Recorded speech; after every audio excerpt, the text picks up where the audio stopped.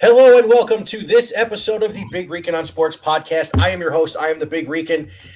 And it's 2 nights after the All-Star game because the older boy had to work last night and I had to go pick him up. But here they are, as promised. Tone from Cardboard and Cracker Jacks, which we're going to have you for a little bit to go do that afterwards. And, of course, Alex from Row 7. Gentlemen, I am renaming our segments. It will now be the Big Rican Baseball Show because that is what we do best. And yes, we will have you guys on for other stuff, but this has been our niche ever since I reached out to our buddies at TimeSkew and said, hey, I need baseball people. And they sent me you guys, and I got to tell you, it's been over a year now. You believe that? We did our first show last June. Wow. Time flies, and it's been a lot of fun talking baseball with both of you fellas. I like talking it with both of you guys because obviously Alex is Sox brain and Big Mike, Big Rican is a great Mets brain, so I like picking both of your brains about baseball. We all bring different but good perspectives, I feel like, and it's nice when us three have conversations because we remind people you could disagree on sports topics and still be friends at times, but we do all see the game beautifully as well. So I do appreciate the year or over the year now. Holy crap, It's already midway through July, but it's always a great time. I know I missed your guys' shows here and there due to some internet issues and whatnot, but I'm here for the long haul, and I look forward to many more of these. So thanks again. You're very welcome. And I will say this. I want to jump into the first half of a phenomenal baseball season that we have had so far. Let's talk about how the first half wrapped up, and I'm going to start with Monday night. And I am going to start with what I walked into my mother-in-law watching a replay of because the Yankees have COVID again. And I walked in as the man, the myth, the legend, the polar bear, put up 35 in the first round. Mm-hmm. And the best part is, I don't know if you guys heard this, when Taijuan Walker went up to him during the timeout, he looked him in the face and said, yo, I need 35. And Pete was like, okay. I did not hear that, but that is incredible, and that's what makes the thing so special. Well, it's funny because I was actually texting with Alex and my buddy Nick, who I've talked about on here Monday night, and they were like, oh, Mancini put up a good round, and I was like, it's a wrap. This is over. But here's the funny thing. Talk about symmetry. He beat Guerrero in the final round in 2019, 23-22. He beat a player from the NL Central first, the NL East second, and the AL East third, both years, beating Carlos Santana, Ronald Acuna, and then Vladdy in 19. Who was it? The first round was Salvador Perez. He beat Soto, and then, of course, Trey Mancini, who is the only person I would not have been upset that he would lose to in the final round. So I want you boys to put your thinking caps on and imagine this. Next year's All-Star game is in L.A., Mm-hmm. How'd you like to see him and Mike Trout swinging in the final round? Ooh, that would be fantastic. Right? I know. Fantastic. I know it's a long shot too, but say if Pujols does kick the tire, why not throw it back and put a little Albert Pujols splash in the middle? Even though this is probably the end, but that'd be a lot of fun if they threw back the clock and put Pujols in the middle of that as well to reminisce old times. That would be incredible. Pete Alonso, the real drive too. People always say this guy loves the Derby a ton, and you look at it really, and it's because he makes more money from winning the home run derby than he does from his baseball contract. So he makes $1 million from winning the derby, and then he makes $750K a year, I believe, from his baseball contract. So him against Trout would be fun because Trout would be pushed to the limits based on Pete's pure willingness alone to win, just based on the money he makes from victories. Yeah, he made $500,000 last year, so he doubled his salary when he won, but he donated $50,000 of that to 2 different organizations in New York. Same thing this year, $660,000 this year. $50,000 apiece to 2 separate organizations in New York. So Pete gets it. Hold on, we have breaking news. The Cubs have traded Jock Peterson. The Cubs have traded the Atlanta Braves. Jock Peterson is now a member of the Atlanta Braves, and you must wonder, Bob Nightingale reports this, and you must wonder if that's the first of many dominoes to fall for a busy Cubs team. So we have breaking news in to Chicago Cubs Twitter. Atlanta with Ronald Acuna going down. Jock Peterson's on the move, heading to Atlanta. So that's interesting, guys. I didn't mean to interrupt there. Sorry for that. No. Jock Peterson is now officially off the Cubs, and it was a short-lived tenure for Jock, but I do appreciate his hard-fought efforts. In Chicago, he gave me a thumbs up while I briefly chatted with him. Seemed like a cool guy. So I'm going to miss Jock, but we knew a guy like Jock was really one of these pieces we were going to be looking to trade because it's not a core guy, and you're going to get some young players back. So Jock is on the move. So then why don't we do this? Let's not worry about redoing the first half. Let's dive into what's coming up, and that is the greatest day this side of the playoffs, and that is the Major League Baseball non-waiver trade deadline, July 31st. So, Tone, it is very well publicized that your boys are going to be sellers. I said to Alex before you came on, before we went on, the Chicago Cubs have had a heavy scout presence watching the St. Lucie Mets. So, first of all, I don't want to trade for a bat right now. I think the Mets need pitching, but they're also going to be Cole Hamels' workout. And I told Alex, Cookie pitched tonight in Brooklyn and was sharp. So let's cross the fingers. But let's dive into what the Cubs are going to do here, because this is a franchise that, even though they were second tier for many, many years, always sold out Wrigley Field. It feels like to me, with the resurgence they had starting in 2015 with that run to the NLCS against the Mets, and then the championship 108 years in the making in 16, do you think the fan base will turn on them if they start selling these guys off like hotcakes? I mean, if Jock's not a big domino when it comes to the Cubs, right, but if Chris Bryant, let's say Chris Bryant is moved to the Mets, or, and at that point in time, you're talking, you already have a bad taste in your mouth from Darvish being traded to San Diego. You move Chris Bryant to the Mets. Is this something that you think can turn the fan base against the franchise? And then, Alex, I want you to weigh in as a Southsider on that one. So begin the year, obviously, me and a plethora of Cubs fans wanted to win. I'm still in win now mode, and obviously the Cubs aren't, and it's sad to see. I think when your franchise is so used to winning for a long period of time, it's hard to flip the page, especially, the Cubs, they won the World Series, and then they really never lived up to that stature shortly after. So it was interesting to see, but I do believe that this is the first of many dominoes to fall. I told my buddies in the Cubs group chat a couple days ago that guys like Jock, guys like Zach Davies, a couple other guys who have came on this team in the last year or two, older veterans especially, would be the first to go, and then they're going to get into the bigger guys. Now, I don't think as many big guys will move as people think. Obviously, Kimbrel, you could pretty much count on as good as being gone, and they might actually get the most value back for him out of anyone available, just because we've seen what teams who trade for relievers end up doing in the long run, and that's why I think the Mets would be a great fit for a bullpen arm. I think a guy like Craig Kimbrel to the Mets would be amazing for their bullpen.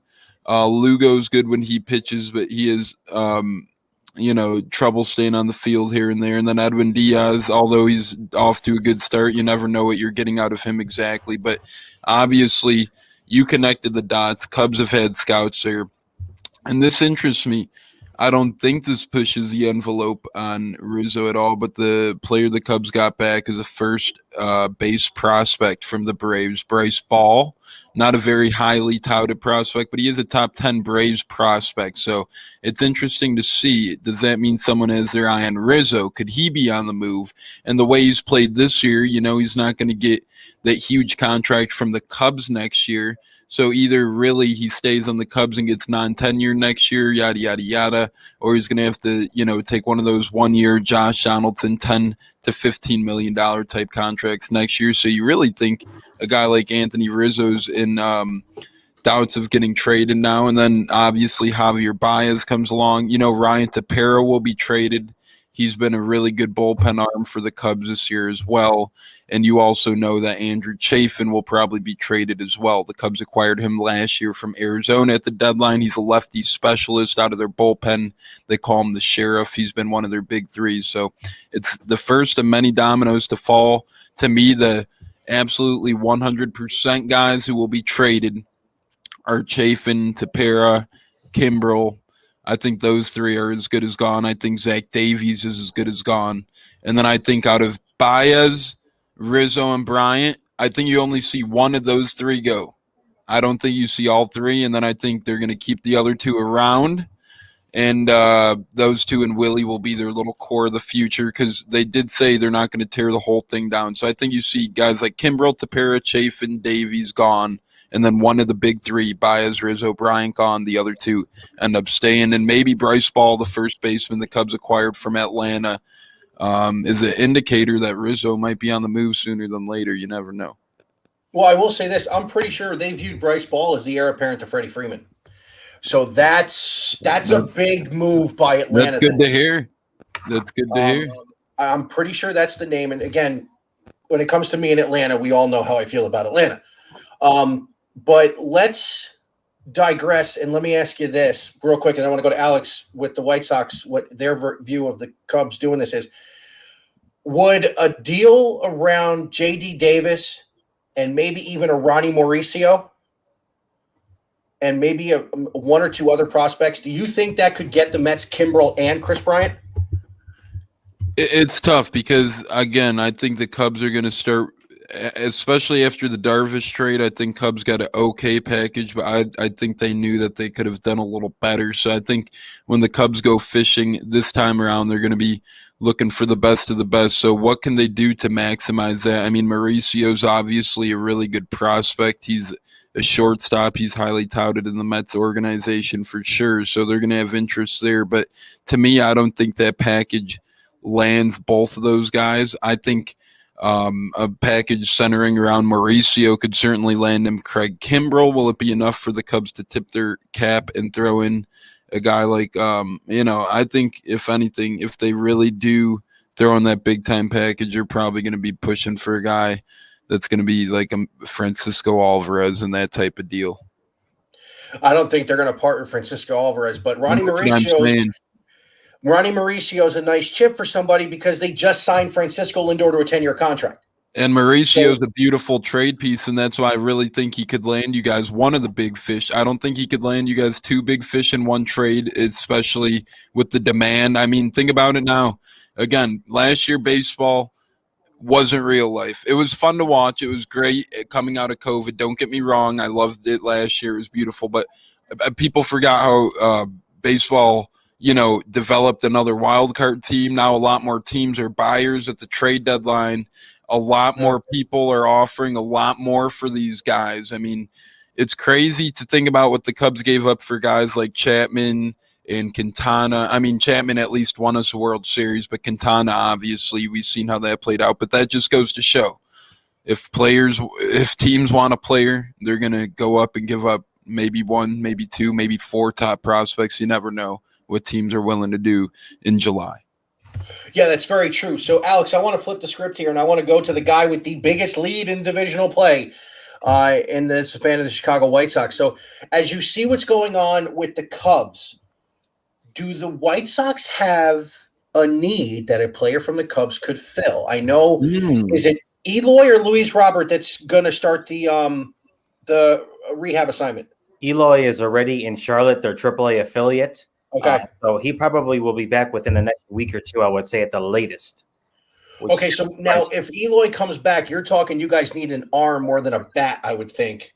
I would think so. I'm probably thinking they need a little more bullpen help. It's been kind of a plus to have Hendricks, but he's kind of hit or miss at times and kind of tends to give up a little bit of home runs. I think he's given up 8 already this year from your closer. So it would be nice to have another bat as well too. I know we have a hole right now at second base. Leori Garcia's kind of been filling that role for the time being, but I don't foresee the White Sox being foolish and kind of making one of those dire trades to try and go after a Trevor Story or Eduardo Escobar, because it seems like both those organizations are asking for a boatload. And I would hope that the White Sox were smart enough not to just mortgage their franchise for a rental, essentially. So that's kind of how I look at it.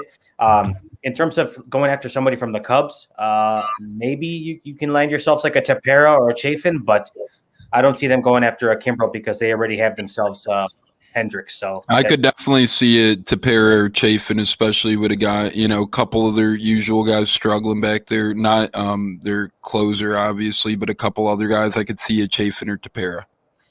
It's possible, but I mean, I like where they're sitting right now. 8 games up, guys are getting healthy, but it would not do them any harm going after trying to make a trade with a team who is in need of talent to rebuild. So if they can get themselves like an Adam Frazier from the Pirates, top of the lineup kind of guy, he can hit. That's what you need right now to kind of plug the gap in a sense after losing Madrigal for the season. Yeah, and the Mets were linked to Frazier too, but it made no sense to me because McNeil's starting to hit, and I love watching him and Lindor in the middle, man. So let's go to other guys we think could be on the move at the deadline. Let's back away from the Cubs for just a second. Let's get a broader picture. Let's talk Trevor Story. Now, great showing in his home park in the home run derby.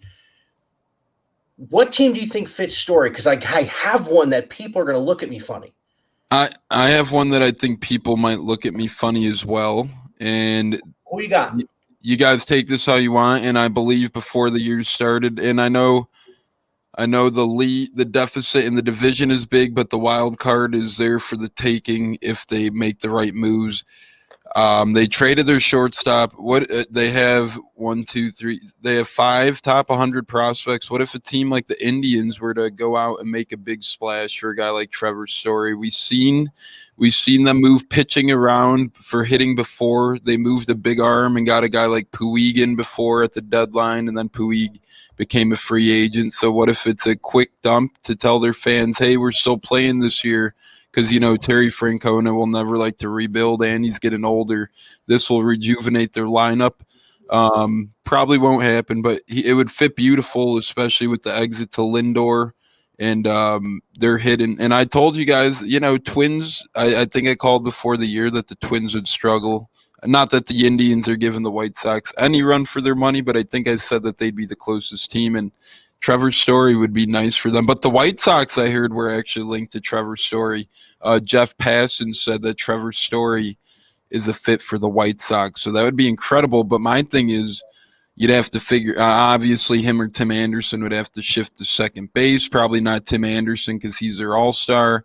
Trevor Story, would he want to play? Where would he want to play? It would get tough, maybe designated. You never know what would happen. But I heard the White Sox by Jeff Passan. I think the Indians would be a fit, but any team would love to have Trevor Story. Here's my dark horse, and it's even darker when I think about who they have there now. How about Oakland? Oakland has been the team that's has had the most connection, honestly. Yeah, and so you move Story to second, you move Andrews to second base. Mm-hmm.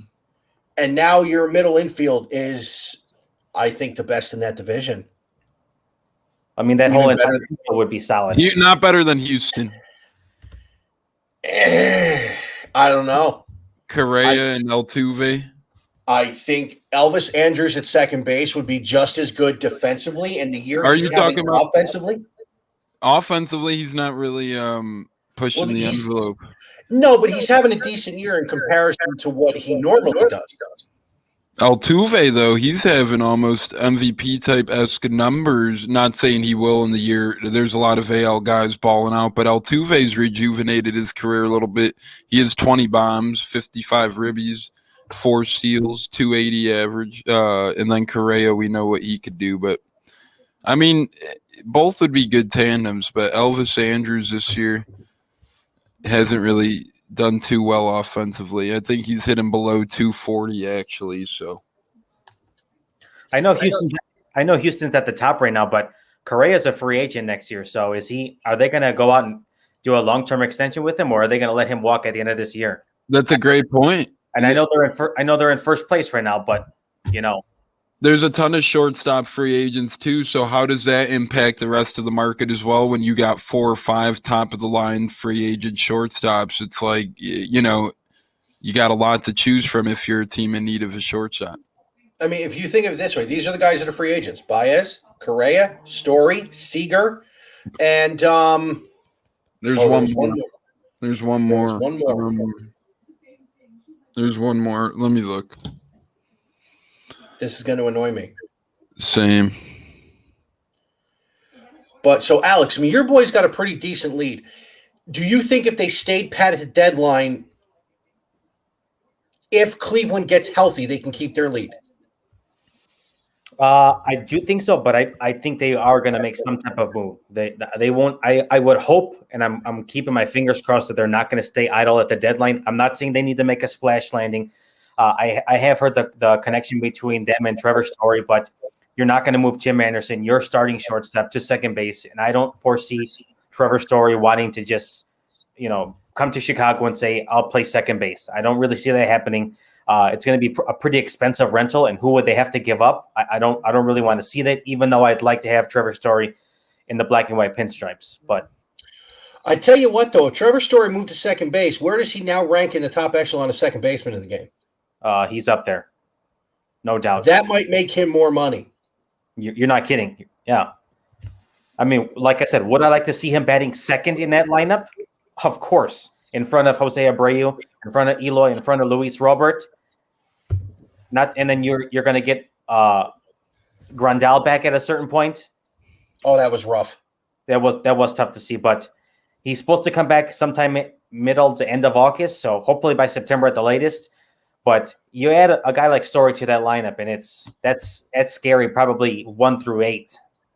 That is scary, 1 through 8. And then, of course, your 9-hitter, you just kind of plug somebody into play. They had somebody playing left field earlier in the year. It was a converted first baseman. What was his name? They got Andrew Vaughn right now playing left field. Yep. That's okay. Who as far as I'm concerned, even when Eloy comes back, and I'm steadfast, He's been decent. He's your starting left fielder. I do not put Eloy at all in left field unless it's one time a week. Wait, and I seen, not to cut off again, but another interesting thing here, quick on Jock Peterson that John Heyman's reporting. No money change hands in deal, so Atlanta picks up $3 million plus remaining on Peterson's contract. Braves stayed outside their top 20 prospects. Also, as Ken Rosenthal points out, if things don't improve for the Braves, it could wind up flipping Jock Peterson. So it sounds like the Braves are kind of doing one of those things where, hey, let's trade now, 15 days before the deadline, 14 days before the deadline. Let's see if Jock can help us. And we've seen a couple teams do this before. It's not often, but we've seen a couple teams trade, see how it works, and then we've seen guys get dealt right away. So we'll see if Jock ends up helping Atlanta or ends up getting traded again. Listen, I've seen it too. The Mets have actually done that. So I definitely get where that could come from. So Jock Peterson's the first domino to fall. If you had to put money on it, who's next? Craig Kimbrell is the hot commodity, and Andrew Chafin. I'm thinking one of those two right away will be dealt. The year that Andrew Chafin has been having, the year that Craig Kimbrell has been having. Tepera is having a good year, but he took a step back over the past month or so. No, he's still having an incredible year, but Kimbrell is looking like the Kimbrell that the Cubs thought they were going to get a couple years ago. And let's not forget, Kimbrell was out for a third of that year, and then he was coming off an injury as well.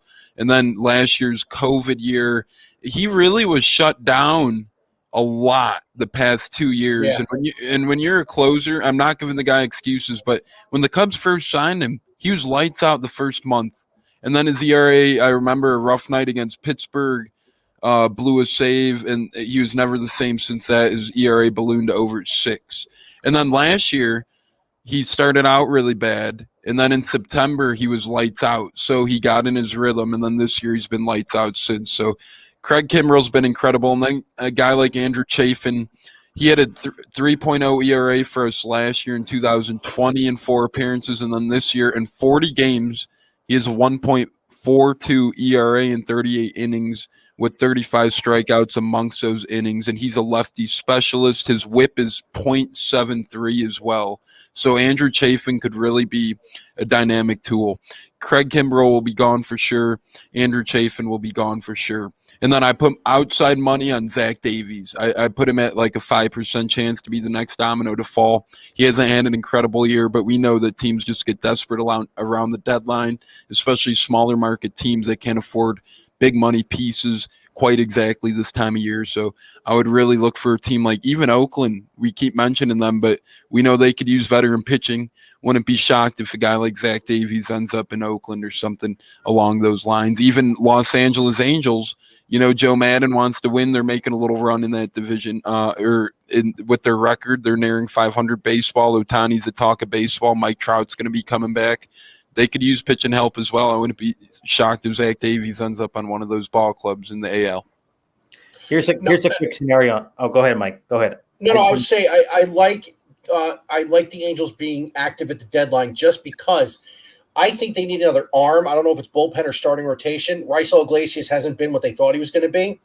But if they got an arm, I think they can, and Trout comes back and be what he was before he got hurt, they could make a run, especially with the way Ohtani's been swinging the bat from start to finish. So, Alex, your point you were going to make, I'm sorry about that. Just really quickly, to back up Tone's point, I think Kimbrell's the first, and I see him going back to Boston, and then Boston lines up Matt Barnes as your setup, and Kimbrell your closer. And I heard that last week too. Jim DeShays was actually mentioning on the air last week. He said outside chance. He goes, "What if Kimbrell Barnes?" And then I agree with you. I would absolutely put Kimbrell as closer, but realistically, I guess if Boston's comfortable with Barnes, the year Barnes is having and Ottavino in that bullpen, you could do some magic with those three in the back end of that bullpen. That would be huge. Now, I want to jump into – let's go back to the American League Central for a second. So I'm flipping through Twitter as you were talking, Tones, because I want to see if I saw anything else that we could dive into as far as the move goes. But here's something no one's talking about. Do we know who the Mets pitching coach is? Does everybody remember? Mets pitching coach is Jeremy Hefner, former Met and former pitching coach of the Minnesota Twins. How about Jose Barrios in Queens? Wow. Yeah, and I mean, I could see him on the move, and Minnesota is one of those teams that's a second half player, but they're so deep in a hole in the AL, and they got a lot of problems over there. So I don't know. I think he would look good for the Mets for sure. But I don't know. The Twins are a weird team. You never know what they're quite going to do. But if he does end up moving, I agree. But the Twins also need a middle infield. Oh yeah, and this is where we have the Ronnie Mauricio chip again. So hey Alex, would you be happy to get Barrios out of the American League Central? Yeah, I mean, I wouldn't mind it. The Sox have tended to hit him not too bad as of late. So if he stays, it's fine. But if he goes, even better. Gotcha. And listen, this is going to be – I think this is going to be one of the craziest trade deadlines because of the way last year was. I think it's going to be an absolute nuts day start. And it's a Saturday too, which is the absolute best. I have heard no one's going to get in trouble for paying more attention to Twitter. Sorry, I've heard rumblings. What have you heard rumblings of another Twins Mets connection, potentially a Josh Donaldson if they're not able to line up Bryant. I don't know. I don't know if I want Josh Donaldson, to be very honest with you. From a selfish standpoint, I think the Mets could re-sign Chris Bryant. I really do. I think they have the capital finally to actually make that deal with Steve Cohen as the owner. But I want Bryant, if they're going to make a deal for a player, I want Bryant because I want his versatility. Because now we can look to do what I wanted to in the offseason, and that's move Pete Alonso to third base, move Dominic Smith to first base full-time, play Bryant left field. But, yeah, it's not that I don't like Donaldson. I love Donaldson. But, no, I'd rather have Bryant But if the Mets are going to go to Minnesota, I think Berrios is the move because you're not going to get an ace. You're not going to get an ace. But you put him in the middle of all-star Taijuan Walker, what Marcus Stroman has done. You add Berrios. I said Cookie was pitching tonight. Tyler McGill has not been bad at all. David Peterson was starting to show signs before he got hurt. Now you have the depth to make the run. And, oh, by the way, Thor's on the horizon. He was in New York throwing last week. So they got a lot of stuff coming back. I mean, your boys with Eloy coming back, and you had one other guy hurt. Luis Robert. Yeah, what's his prognosis? He's probably like 2 to 3 weeks behind Eloy. So I would say sometime in August, middle of August, probably. All right. Let's talk about the other shortstops we were mentioning. Even if we don't come up with the fifth one, which will end up driving me nuts at some point in time. I don't think Kyle Seager will be traded by the Dodgers. I think he's pretty well entrenched there. That's Corey Seager. Or Corey Seager, I'm sorry. Kyle's the one plays third base for Minnesota or Seattle, right? Seattle. Yep. Okay. I got the brothers mixed up. I'm sorry. So is Story really the only one we're talking about being moved? Because I don't think Houston's going to go stir crazy stupid and trade Correa. That would be the foolish move of the season if they did that. I wouldn't know what to say. I would probably just stare at my phone and go, "What?" Yeah, I don't really see it happening, but I mean, it's sports. You've seen stranger things happen. Yeah, we're 5 years removed from Bartolo Colon's home run. Yeah, where's isn't Big Sexy floating around somewhere still nowadays? Big Sexy's pitching in a Mexican league, and there is a groundswell movement on Twitter for the Mets to sign him as a depth piece. There's a lot of good players actually in the Mexican league right now. I've seen Oliver Perez is over there. He actually had an ERA under 2 with the Indians this year, if I remember correctly, before going over there. So he turned himself into a very good lefty specialist out of the bullpen. Correct. I famously remember him as the guy who started Game 7 of that 06 LCS against Alex's dad's Cardinals, and did not pitch bad. Okay, so I got the list of shortstops who will be free agents. Javier Baez, Carlos Correa. He's older, but Brandon Crawford, even though he's 35, he was an all-star this year. Corey Seager, Marcus Semion's another big one. And then Trevor Story, Chris Taylor. Yeah. I don't think Semion's going to go anywhere because Toronto's in it. No, probably not, but he is a free agent. You never know. We've seen players that sometimes choose money. You never know. And isn't Semien playing second base because Bo Bichette's at short? Yeah, but this is just listing potential. I know with Oakland he played short, and okay, yeah, no, I know that. Yeah, so I think it's just listing potential shortstops. Gotcha. So now let's go into the first half. Let's obviously the big stories in the first half in the American League anyway has been Ohtani, and how amazing he has been. The Babe Ruth comparisons notwithstanding, I'm going to say something probably controversial. He needs to stop pitching. I would agree. Not yet. Not yet. I say he needs to stop pitching because he's the Angels' only pitcher right now. It's not going to happen this season. I'm saying, but for his career, he needs to stop pitching. Correct. If he loses another season to Tommy John, you're talking about losing maybe the biggest bat not named Trout in your lineup. But he still batted that entire season. Did he DH that entire season? Correct. I thought he was out. Okay. He never missed a year batting yet. He still played every season. He only didn't pitch in one of the seasons. He's an incredible athlete, and that's the thing with a guy like Shohei Ohtani.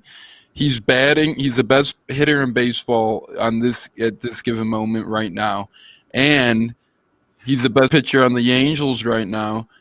Joe Madden's the best at utilizing players to the best of their abilities and taking advantage of most out of their players. I think that Ohtani's in a great spot for being utilized, and you damn well know that he's on the Angels for only a couple more seasons. He'll be a pitcher for his duration of his time in LA. LA just never is pitching. They need to, if they're smart, they go get an ace or some pitching help either this offseason or now, because you can't waste Trout, Ohtani, and Rendon. I know Rendon's been oft injured, but you have those three of the better hitters in baseball. And you're telling me that you can't go out and get some big-name pitching help? Come on. Especially in an LA market, which is shocking to me. Correct. Correct. So we just got a hit on Periscope from my buddy Willie from Shakeback Media Group, who I do the Family of Baseball podcast with those guys, and with Willie and Nat, who is the Indians SI Cleveland beat writer. Oh, wow. That's a lot of fun. Let me tell you, these two, they can go, man. They go like us. They're great. They're absolutely awesome. I got to get the four of us together at some point in time. I didn't have time to put it together for this one because we have been talking about this since the draft. I think we talked about this. Speaking of the Major League Baseball draft, for the first time in a long time, I paid attention to what the draft was going to look like. I think it's because of who went number 2 overall, Jack Leiter, who went to Texas from Vanderbilt. But did you guys see what the Mets did at 10? I did see that. Mm-hmm. You got the Vandy boy, huh? We got Kumar Rocker. Yep. Now, here's the kicker. The big thing about Rocker is he's ready. His slider and breaking stuff will play at the big league level now. So somebody had said to me on Twitter, said they see the Matt Harvey line. Harvey was drafted in 2010, was in the big leagues by July of 2012. So you're talking he was drafted this year. Next year or the year after, I think Rocker could be in the big leagues. Here's the one difference that will help Kumar Rocker. When Harvey walked into the clubhouse in Arizona in 2012, he was the ace. That was it. Santana had already been hurt. We knew Dickey was not going to come back, even though he won his Cy Young that year. Kumar Rocker's going to walk into a clubhouse with Jacob deGrom and Taijuan Walker and Marcus Stroman, hopefully. Do you see a guy a year and a half out of college, or maybe even a year out of college, being able to come in and, if it's this guy or Jack Leiter, can they contribute right away? Leiter's going to have to carry a staff, though. Do either of those guys have the makeup, do you think? No, not right off the bat, no. It's very rare in baseball that prospects or that draft picks do end up contributing right away. And I mean, they could maybe toss some, pivotal innings, but the risk reward, just go out and trade a mid-level prospect for a guy who could give you those innings to start as well, and save your young guys some innings. Don't stress them out right away and easily ease his way in like a normal prospect, in my opinion. Okay. Well, let me ask you this. How Rocker would be a back of the rotation guy. You still wouldn't take that chance with that talent? I don't know. I have a hard time putting myself in that position to making these young guys vulnerable at that young of an age, with that little of experience right off the bat. It's just a little crazy. I mean, not saying it's impossible. We've seen rare examples that have been just fine doing it, but again, you never know how it could turn out, and it could go either way. No, here, Alex. What do you think? I think you give him another year to kind of develop in the system, kind of get some experience, get his feet wet. Throwing alongside your Jacob deGrom, Marcus Stroman, and so forth. And then 2023, you let him go, and obviously you put him as your number 4, your number 5, and see how it works out. And you give him 5 to 10 starts, and if it doesn't work out well, you send him back down to develop, knowing he's still 22, 23 years old, 24 years old at the worst. Not a bad problem to have, realistically. No, and I understand that. I mean, the whole thing with Rocker was really the Harvey comparison and how quickly he was there, because he went through the 3 years of school at North Carolina. And like I said, he walked into a clubhouse where he needed to be the guy. Rocker would walk into one where he doesn't need to be the guy. So I just kind of put it on that parallel with that there. And Willie, just so you know, yes, I don't think you should put that in the young kids either. But like I said, that Rocker's a different animal with what he would walk into. Just, again, my own thing there. So we hit the draft. What surprised you guys in the first half? Alex, I want to start with you. When we did our baseball preview way back when, night after the Super Bowl, night after somebody didn't sleep the night before, when we did our season preview the night after the Super Bowl, has anything not happened that has just absolutely blown your mind? I am still thoroughly shocked by Kevin Gausman and the San Francisco Giants and how well they are playing. That is the one right there that is continuing to get me.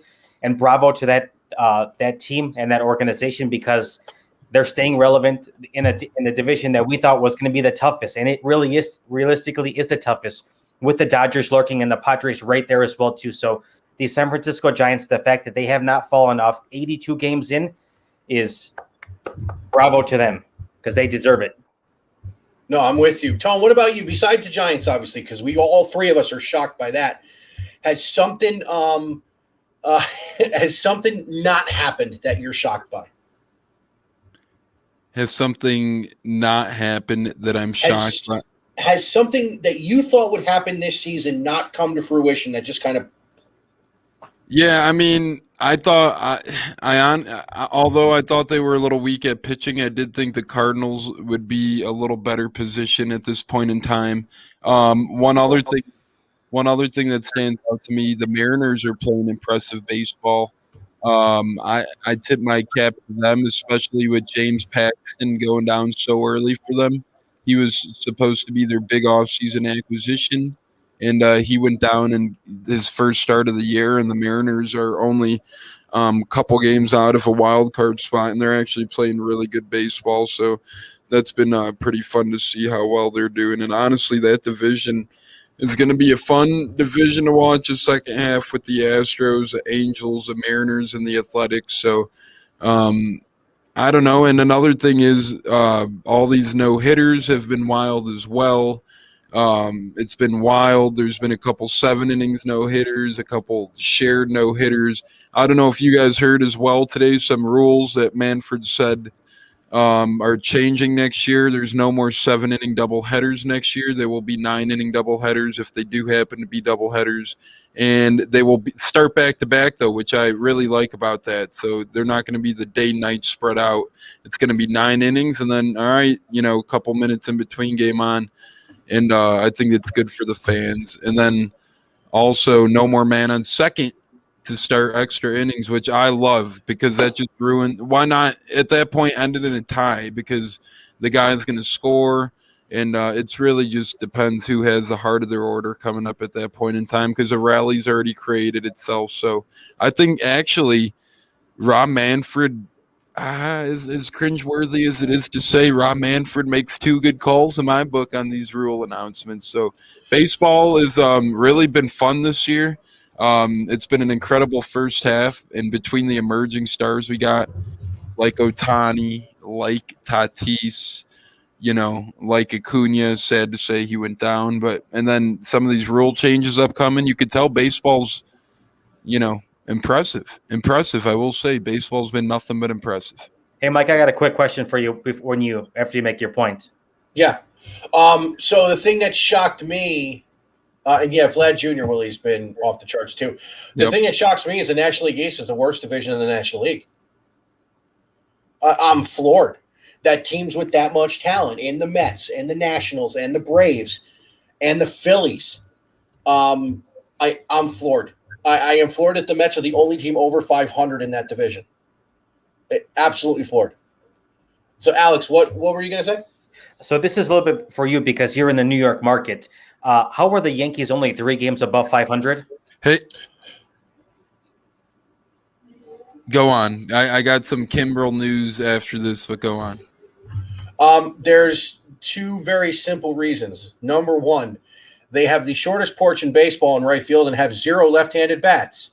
Number 2, they're pitching behind Garrett Cole, pre-sticky stuff rules, has been marginal at best. 3, Garrett Cole has had 2 good starts in the last month. One of them being in Houston, which I'm sure he figured out a way to cheat down there like he did the last time. Sorry. So I can't. It's okay. I can't. Okay. And here's the third reason. Here's the last reason. Chapman is garbage, and he is hot garbage. No offense to Jared Walsh, who was an all-star this year. He should not take Chapman deep for a grand slam to tie a game. Ever. Yeah, I did see that the other day. That was shocking. Look, I live with a Yankee fan, and I fully embrace the fact that she's a Yankee fan. I want a $5 scratch off because of that weekend with the Mets. But watching that, I sat there with my son on my lap during the first game of the doubleheader on July 4th. And as soon as Chapman let go of that slider to the polar bear, I knew the game was tied. Because it was flat, and I'm thinking, oh, Pete's going to hit this ball a long way. I think I even texted you that day, Alex, and said, are you watching this? I mean, seriously, he has been terrible. He's been terrible. I mean, but that night, you see, they do have guys. That one that, the lefty. I don't even know what his name is. The guy made a spot start. He was brilliant. Shane Green was great out of the bullpen that night. They have the pieces to make a run. But when you have a middle of a lineup that's going to strike out 600 times in a pitching deep environment that is 2021, you're not going to win games. So it's a confluence of all of it. Your $300 million man doesn't have his $300 million substance anymore. It's just surprising to me, and I'm not saying that they're not going to figure it out, but for them at this point of the season to be 8 games back is just like, whoa, didn't see that coming. I didn't see them being 8 games back, but I did see them at some point having a deficit because I thought Toronto would be the one to go after. I really did. What the Red Sox are doing, did either of you guys see this? No, especially after I know it's only one series, but I remember opening series, the Orioles were embarrassing them, and everyone was like, "Oh, what the hell's going on here?" I mean, great year by the Red Sox, and they're getting Chris Sale back in a couple weeks, and we all know the type of money they have to pull out of the wazoo at the trade deadline. So, with those 2 factors into consideration, they could be a nice team. And by the way, the Craig Kimbrel little tidbit I've seen, take it for how you want, but I seen Bob Nightingale tweeted, seems like the Mets are a perfect fit for Craig Kimbrel. He literally just tweeted that 1 or 2 minutes ago. So he also tweeted out that they seem like the perfect fit for Chris Bryant too. Oh, maybe he's just gonna delete whatever one doesn't happen. Then maybe Bob's just throwing stuff at the wall and seeing what sticks. But yeah, because the Mets Raccoon Twitter account just tweeted out his thing from February 4th. Trevor Bauer and the Mets have a deal. Did he really tweet that? Yes, he did on February 4th. Alex, you and I both said he wasn't getting out of this year without cuffs on. Tone, what do you think? Is Bauer going to be going to baseball jail? Man, I mean, it's tough to see what's going on here. Obviously, none of us really know what's going on here, so it's hard to say what's exactly happening in that situation. All I know is it's ugly.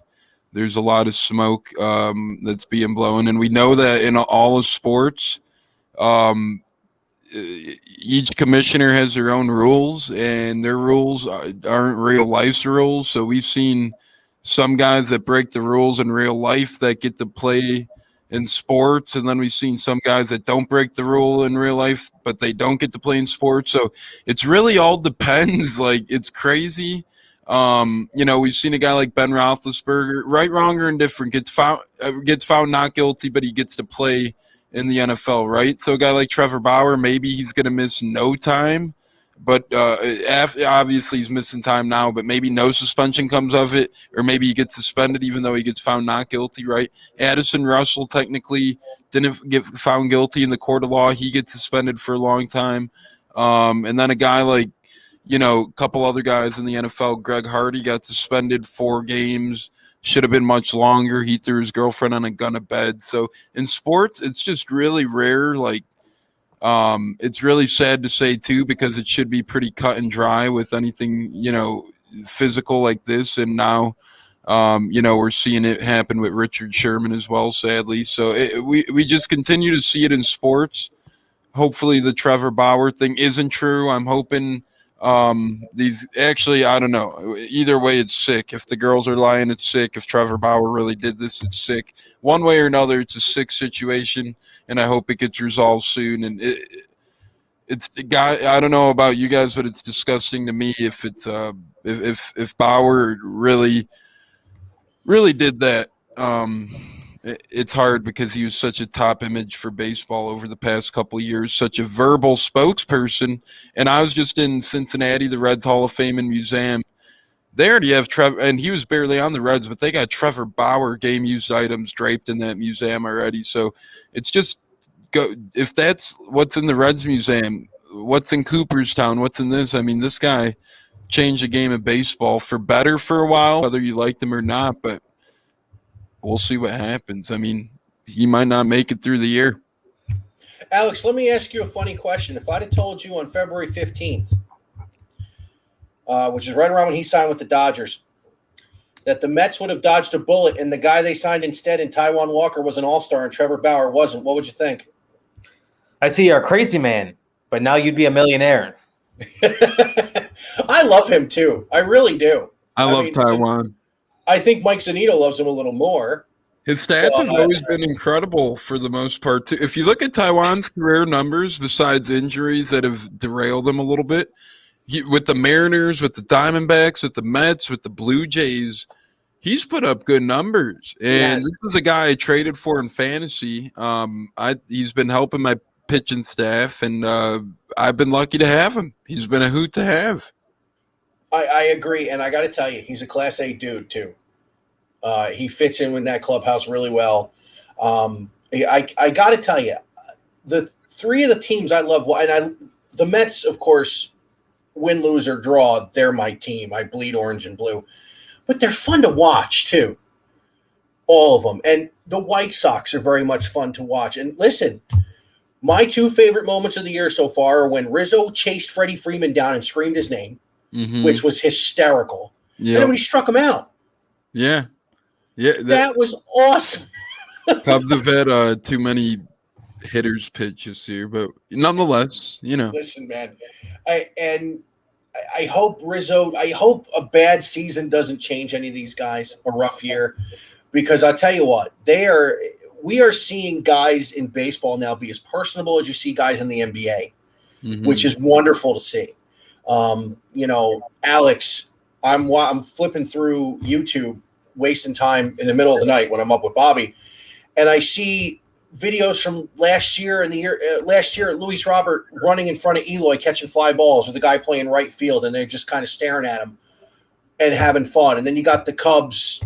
Contreras throws a bullet to first base, and Rizzo waits till he's not looking, throws a ball back at him. I mean, is it me, or is baseball becoming fun again?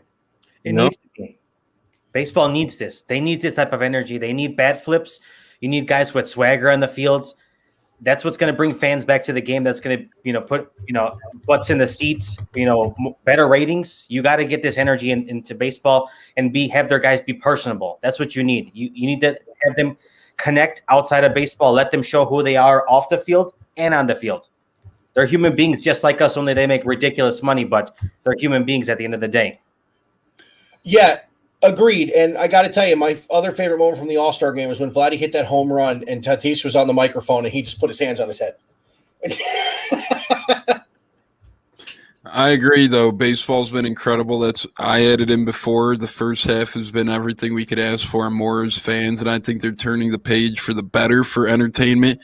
When I was down in Cincinnati, you seen it right there live that the Reds fans themselves were it was an incredible vibe down there. Castellanos is having an MVP type season. The T-shirts that Cincinnati's selling, they're selling them like hotcakes too. They have really cool player T-shirts. They got Joey Votto dabbing on one for his 1,000th career RBI.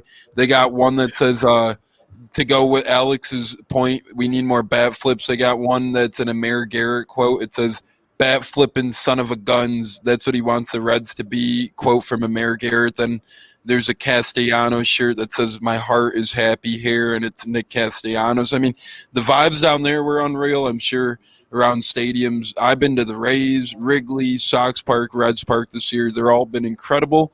Gentlemen, I hate to cut this short. I've already overstayed my welcome. The guys at Cracker Jacks are hollering at me a little bit. Sorry, fellas. I know you guys are watching. All right. No, don't be sorry. I'm having fun here. I'll tell them, we can record whenever there. But gentlemen, we got to do this again real soon. Absolutely. Like I said, we got to have you guys on Cardboard and Cracker Jack. So, gentlemen, it's been a slice as always. Absolutely. And let's throw it out there now. Big Rican Baseball Show trade deadline wrap up will come to you August 1st. How about that? I'm in. Count me in. When is that? That's a Sunday night. I'm in. Yep. Let's do it. Let's do it, fellas. I'll continue having you on in the background, but I got to record now, fellas. Thanks, man. Good night, fellas. See you, Tone. So let's go back to the fun thing and what I told you before. July 30th, as you can see, I wear my black Mets David Wright T-shirt tonight. As the Mets are bringing back the black unis. One of the things I was looking at, they're going to start selling the black stuff on the Mets team store soon. So as soon as I see what they're doing, I'll get you. I got you. Let me know. I'll let you know. Let me know. So what we're going to do next with Tone, and we'll actually do that with him when we do the wrap-up show for the trade deadline in the first. But let's you and I get into this, and let's talk about some of the performances we saw in the first half of the season that really blew our mind. And I'm going to start with my boy, and that is quite simply the best pitcher on the planet, what DeGrom has done. He gave up 5 runs in 3 starts, and his ERA ballooned to 1.02. Ballooned to 1.02. I went out on a limb and said he's going to break the record. He's going to break Bob Gibson's record from 1968. But in the Jacob DeGrom realm with what he's doing and the way he's pitching, let's talk about a guy you brought up in Kevin Gausman, who is having a phenomenal season very quietly because of what DeGrom is doing. Mm-hmm. You seem to know a little bit more about Gausman than I do. Is he a power pitcher? Is he a sinker slider guy? What's he doing that he's getting guys out like this? I would be lying if I told you I've watched a lot of Giants games just because of what time they play here in Chicago. But I know that he's not one who overpowers you. I think he's kind of one for control, and then he can kind of surprise one by you, throwing mid 90s or whatever it may be. But he's just kind of like a little more of a finesse kind of guy, a little bit of control. I'm going to kind of have you guessing, basically, which is what all pitchers want to do. But considering the fact that he's not throwing high 90s, he's got to kind of bring some of that creativity to the mound. Yeah, I mean, listen, he's 133 strikeouts in the first half, 1.73, which is still almost a full run higher than what Jake's doing. He's got a .82 whip. I mean, he's basically second to in most stats to where DeGrom's going. And listen, he is pitching phenomenal. I will say this. He did tweet out on Monday, Mancini over Alonso in the home run derby. So, Kev, sorry, you were wrong. Now, I know Giolito has been great. Rodon, of course, with a no-hitter. What's Keuchel been like? Because I haven't heard much. I mean, I've been so laser-focused between everything going on with family and the Mets being in first place, using the third most players in the game. I sent you guys the video that SNY did, which my favorite part is Billy McKinney getting off a bus that said Milwaukee Brewers on it. Or Pilar having the mask on. Yeah. But listen, what's Keuchel been for you guys? What's he look like? He's been your number 4, your number 5 guy. Some games he goes out there and, he gives you 5, 6, maybe 7. gives up a couple runs, and then there's other games where he's going out there and he's maybe getting through 4, giving up 3, 4, 5 runs. So he's hit or miss. Realistically, in terms of Chicago and the White Sox, pretty decent rotation. But I would say their number one guys thus far this season have no doubt been Carlos Rodon and Lance Lynn. Lance Lynn right now has a 1.99 ERA. I arguably think that either one of those guys could have started the All-Star game for the American League because they've been just lights out here in Chicago. And the fact that right now Lance Lynn is only on a 1-year contract, I am a firm believer that the White Sox need to do whatever they possibly can to re-sign him. Get him for at least 2 more years, lock him up because he's been everything that Chicago has needed. And you and I both said that signing was going to be huge for them. And it's a dividend. Consistent. Yes. He's consistent. Mm-hmm. So I want to get to one story in the American League that has been blowing my mind, and we touched on it a little bit, and that's the Boston Red Sox. I want to go into a little more. Willie, who is going on vacation. So, Willie, have a safe trip, my friend. We'll get the Family of Baseball once you get back, and we will get you on the Big Rican Baseball show too. Did you know that Boston hasn't lost to the Yankees? Yes. At all? I didn't know that. I did know that. My cousins in Texas who are diehard Red Sox fans let the world know every single time. I don't know how that is. I don't know how it is. So get this, and I'm not going to throw any names out there, but born and raised in Los Angeles, moved to Texas, we'll say 10 years ago, but have always bled the red and blue, or the red and white, I should say. Do you have family from Boston or something? No. Wait, I'm 42. How old are your cousins? They're younger than me. They're early 20s, late teens. 19, 20, 21 years old, 22 years old, in that area. So the 014 wasn't what did this. No, so they are diehard Pedroia fans. Okay. They love Rafi Devers. They love themselves Xander Bogaerts. They can't get enough of those boys. That's great. They are just absolutely great. Diehards. They have traveled the country, I think, to see the Red Sox. I know they've gone to Tampa to go see the Red Sox play. They've gone to the ballpark in Arlington when it was the Arlington ballpark to go see the Rangers and the Red Sox. So they travel far and wide to go see their boys. I don't know if they've been to Boston, but I know they. I'm sure they'll have to make the pilgrimage if they've gone all the way to Tampa, living in Texas or LA. Yeah, they went from Houston to Tampa, so they went to that stadium, if you want to call it a stadium.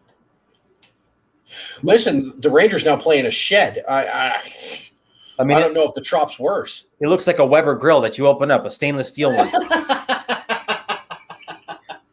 Does that mean the Trop looks like a big green egg? a big gray egg, we'll say. Gray egg, yeah. Gray. Yeah, no, I hear you. So I want to ask you something, and I want to turn it to my boy. So we talked about yours, where your pitching has been. Keuchel hasn't been what he normally should be, but Lance Lynn has really saved the day. How are the Mets winning without anything from Francisco Lindor? Because I'm a psycho Met fan. I watch or listen to every game. I don't know. They are getting – he had literally before the home run against Arizona to tie that game back in May, he had one hit with a man in scoring position all year. I mean, he has not – offensively, he has not been Francisco Lindor. I ponder that every day. I look at my fantasy roster, and he's 0 for 3, 0 for 4, 1 for 4, 1 for 5. I'm just like, bro, can you get me a hit or an RBI, just one? So I'm just as mind-boggled as you are. I tell you what, if him and Pete heat up, it's over. I mean, there's nobody to argue with you on that over here on this front. And I see Edwin Diaz is doing everything in his power to get off my good side. He wants to blow saves. That's what he's just let's make it competitive again. Let's go to extra innings. Let's put a guy in second base. Let's do it and win it in the bottom of the 10th. That's what it is. Well, what kills me about it is Sunday. We had a rough night with Bobby the night before, so I'd actually taken a nap during the game, which seems to be a Sunday thing for me. But I woke up as he loaded the bases in the 8th. Oh, God. And I'm going, it was 5-0 when I passed out. What in God's name is going on? And then he punches those two dudes out, and everybody goes crazy. My first thought was, who is left in the bullpen? You cannot send him back out. That is the first decision Luis Rojas has made all year that I've wanted to reach for the TV and choke him. When I saw that he went back out, I went, what are you doing? You're going to lose this game. And, of course, they lose the finale to Pittsburgh, who was very scrappy, by the way. They're a gritty team. I know they're cellar dwellers right now, but they're a gritty team. They're not going to go out there and just, lay flat for you and watch you just put up 16 on them. They're gonna play. They're gonna play. Which they do. I tell you, I like this center fielder. Reynolds, I think is his name, right? Mm-hmm. Just played an All-Star game. I like Frazier. I love the third baseman. Ke'Bryan, I love him. Yeah. He's gonna be good. He's gonna win a Gold Glove. I 100% agree. And you know what? I thought the reaction Arenado got in Colorado the other night was really nice. That was nice. It was nice to see. We've been on here an hour already. You believe that? It's easy. It's easy. It is easy. This is like this is a job that you want to do just on a regular basis, Dude, I would kill to do this for a job. I would. This would be, and you'd be getting money too, because I'd have you on all the time. We're doing this to one day, hopefully like Al Leiter or somebody watches this and are just like, these guys know what they're talking about. Let's bring them on the show. So let's get into somebody who doesn't know what they're talking about. Did you see what Stephen A. ran out of his mouth the other day? I don't even want to go there, but let's go there. I can't. I listen. I don't know what he thinks he knows. But he doesn't. We've had the conversation about ESPN in its entirety. I am 9 months older than that network. Just to put that out there.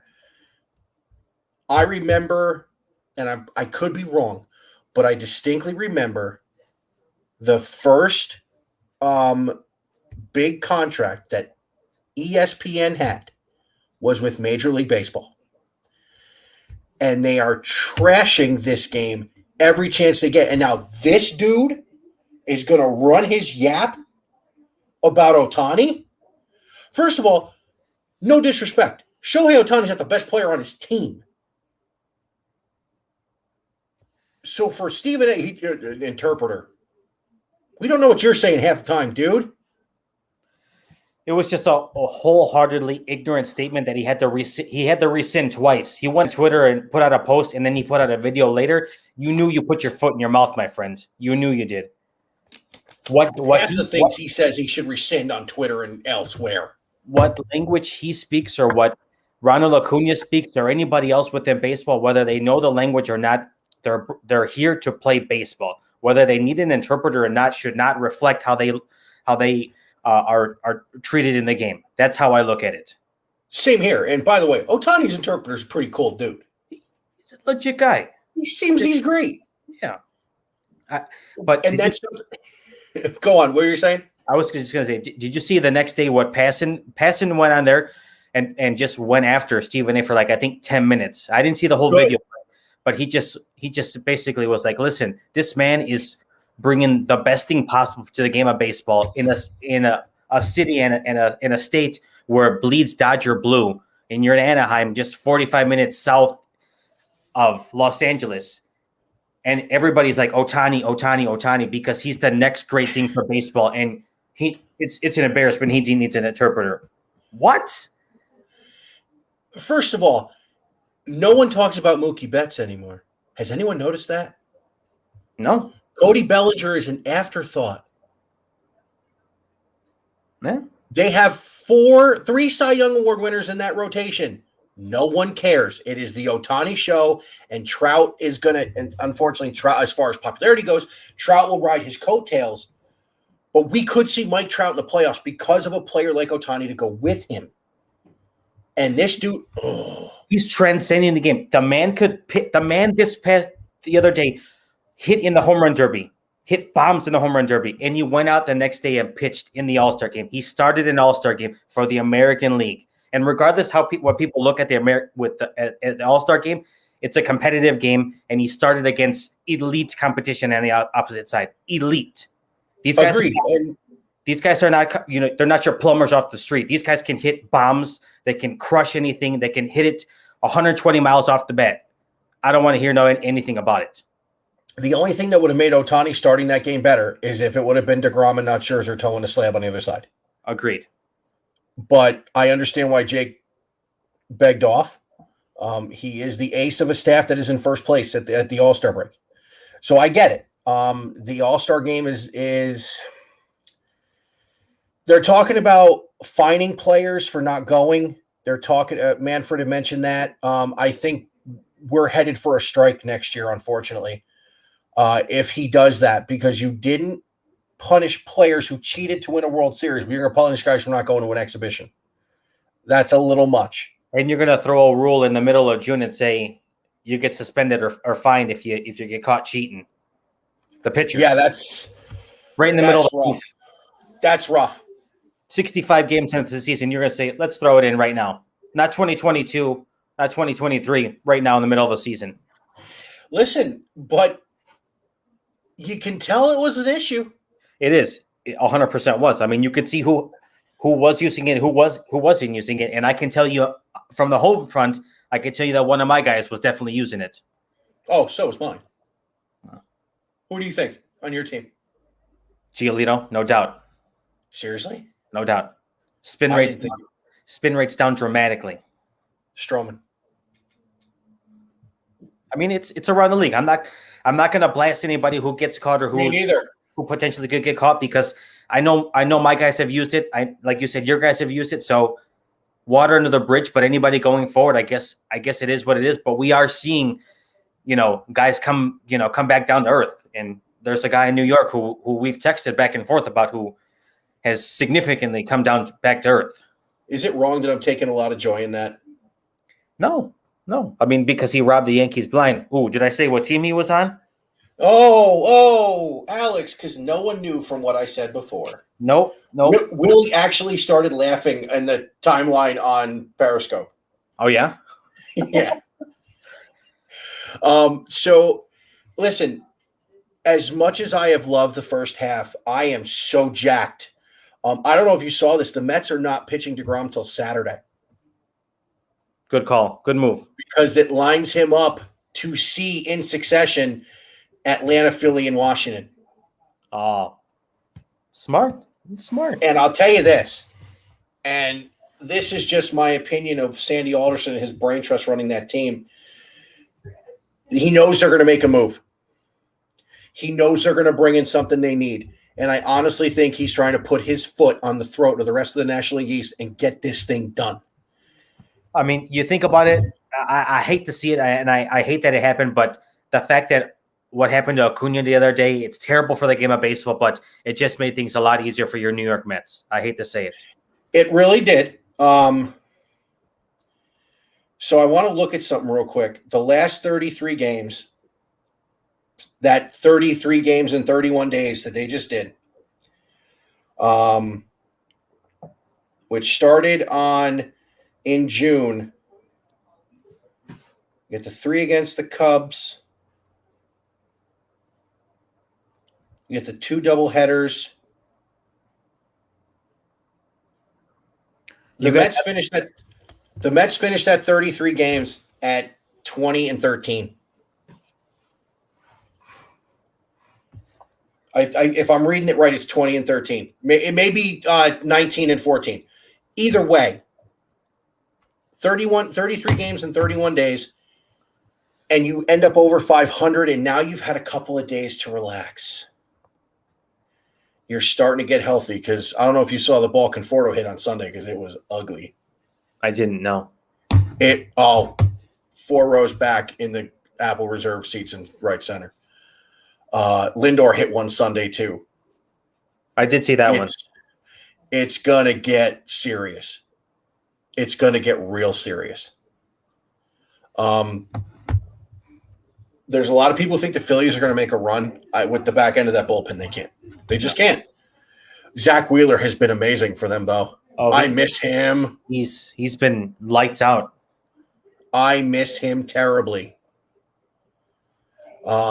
It's bad. Like I see him. He threw against the Mets a couple weeks ago, and I was just like, dude, come on. Yeah. Thanks, Brody. You jerk. So let's hit on a couple more things I want to talk to you specifically about. And then we'll wrap this up because again, I got a boy who's going to get up and eat in a couple hours. It happens. Oh, and I told Willie the other day, Steph, my wife sent me a picture of him with the perfect circle change grip, just laying there. Oh, you got a baseball play on your hands. It was on his right hand, unfortunately. If it was his left hand, I'd be a little more jazzed. He'll take it. He's a righty. Slider and a changeup. That's all I got to say. So we're going to do our second half predictions for the end of the season. We'll do that with Tone on the first. Mhm. I was going to do it tonight, but when he said he had cardboard and Cracker Jacks, that's one thing I want to keep for the three of us to do because we did predictions beginning of the season. If you had to pick right now the award winners, are you going chalk or can someone have a big second half to take an award away from somebody? I mean, in terms of Cy Youngs, I would think that somebody would have to make a significant run in the NL. In the AL, there's a couple names in the hat. MVP National League. I mean, arguably, there's two names in the hat, and one of them could win the Cy Young and the MVP. And then in the American League, boy, that MVP race is going to be something.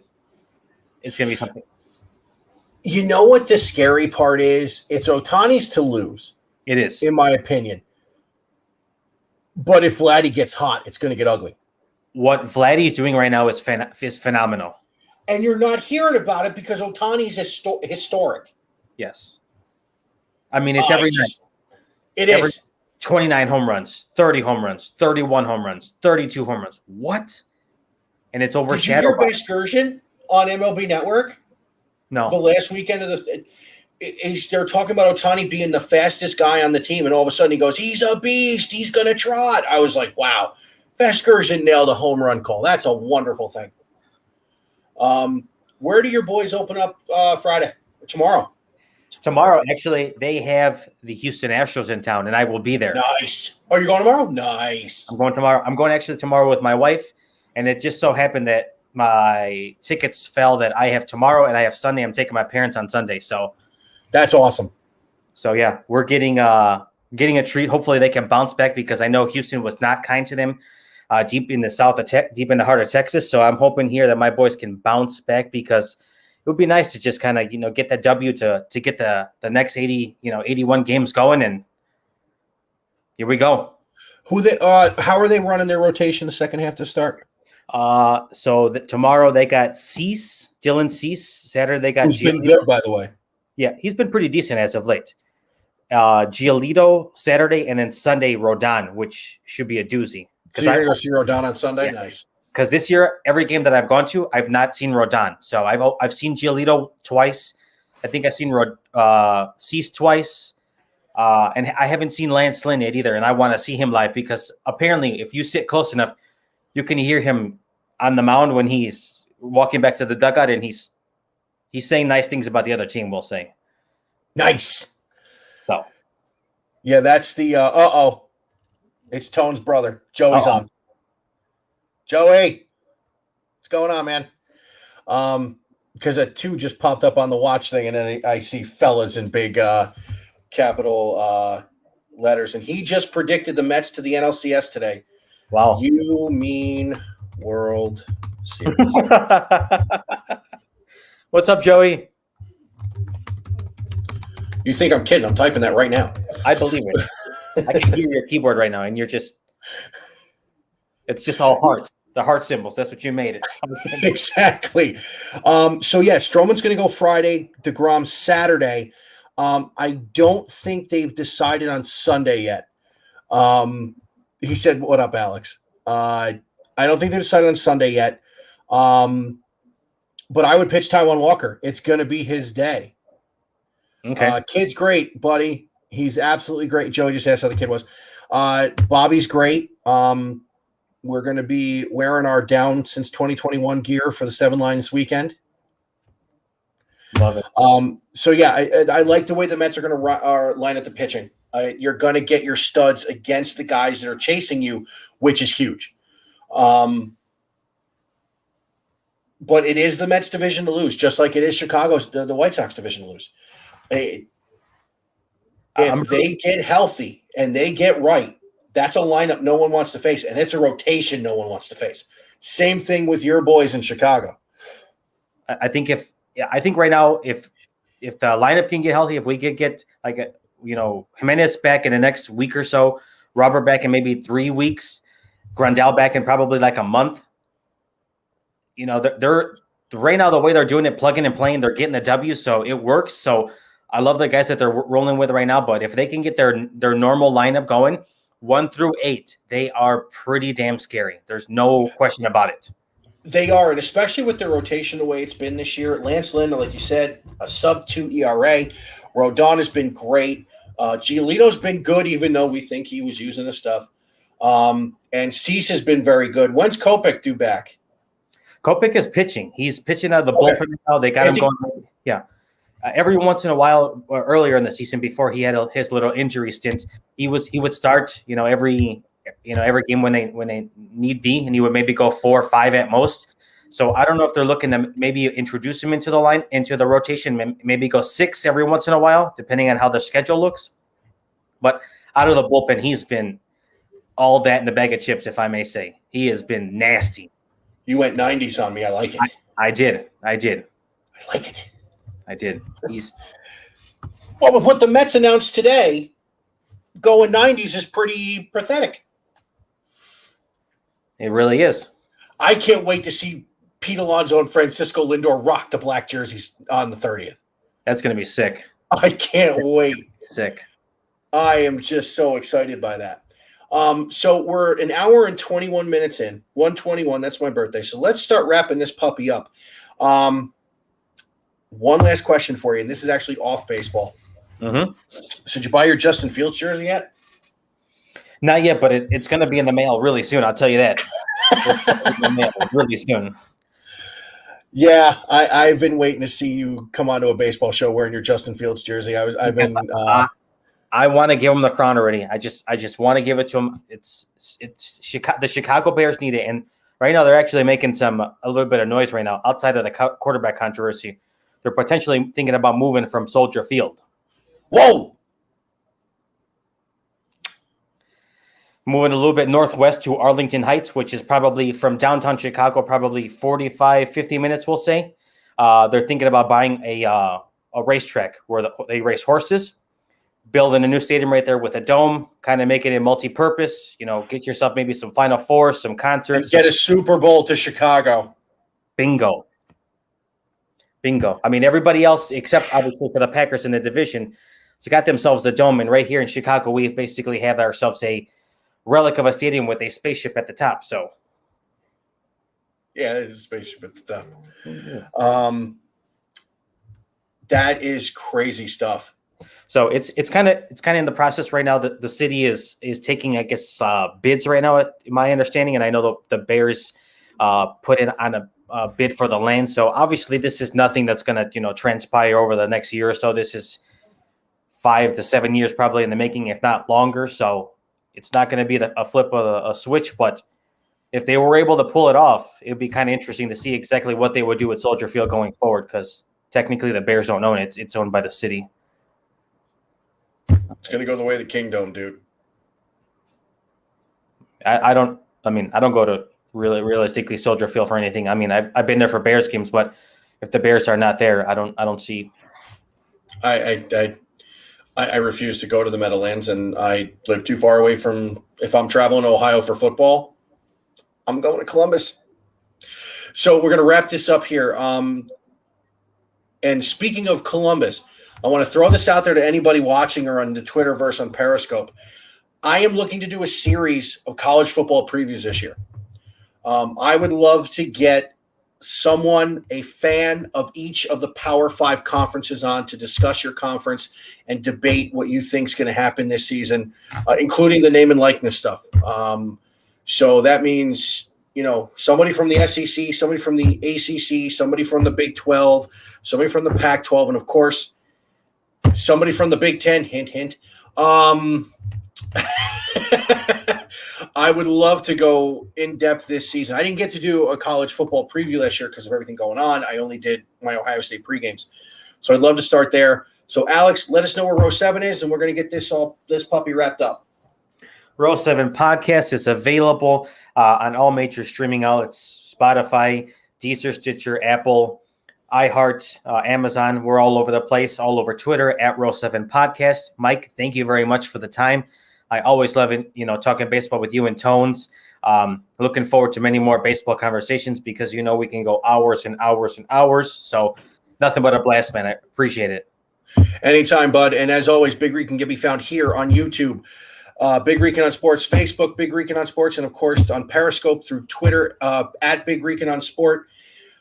Almost all the same places as you are: Spotify, Breaker, Anchor, Pocket Cast, Radio Public, Amazon, and of course Google Podcasts as well. Alex, thank you so much. It's been a wonderful, wonderful evening as always. But it is time to put the Big Rican to bed. Have a great night. I will talk to you soon. I will see you guys on the 1st for the baseball show trade deadline wrap up. Sounds good, man. Take care, bud. We'll see you. Bye. Bye.